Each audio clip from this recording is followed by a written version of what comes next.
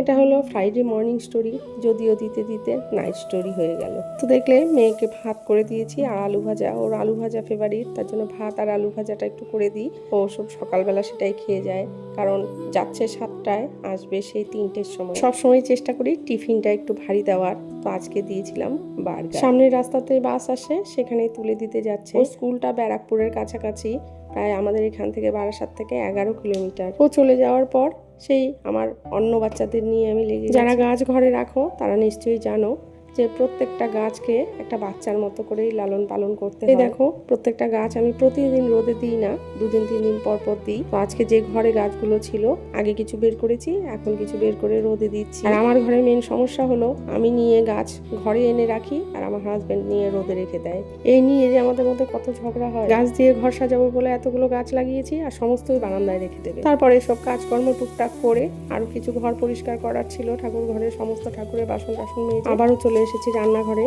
কারণ এখন রাই উঠবে, বড় মেয়ে উঠবে, 10টা বেজে গেছে। তো এখন ওর জন্য একটা বার্গার বানিয়ে দিচ্ছি। সেই বার্গার রেসিপিটা তো আগে তোমাদের সাথে শেয়ার করতে পারিনি, তাই এখন তোমাদের সাথে শেয়ার করছি। আসলে সকালটা এত তাড়াহুড়ো থাকে যে কোনো কিছু ক্যামেরা ধরার মতো সময় থাকে না। আর রাই যেহেতু অনেক রাত জেগে পড়াশোনা করে, ও প্রায় 3টে 3:30, কোনোদিন 4টে এরকম ঘুমোয়, ওর জন্য ও 10টা পর্যন্ত ঘুমোয়, ওকে আর ডাকি না। জানোই তো সামনে আবার নিট, তার জন্য চাপ মনে হয় অনেক বেড়ে গেছে। এখন একজন না দুজন, বাবা মেয়ে দুজন মিলে খাচ্ছে। কি হবে জানি না, পরবর্তীতে দেখা যাবে রেজাল্ট কি হয়। তো দেখো বার্গারটা আমার এদিকে বানানো হয়ে গেছে, তোমরা দেখে নিশ্চয়ই বুঝতে পেরেছো কি কি দিয়েছি। আজকের ব্লগটা এই পর্যন্তই, আর রেসিপিটা কেমন হলো কমেন্টস করে জানিও। টাটা।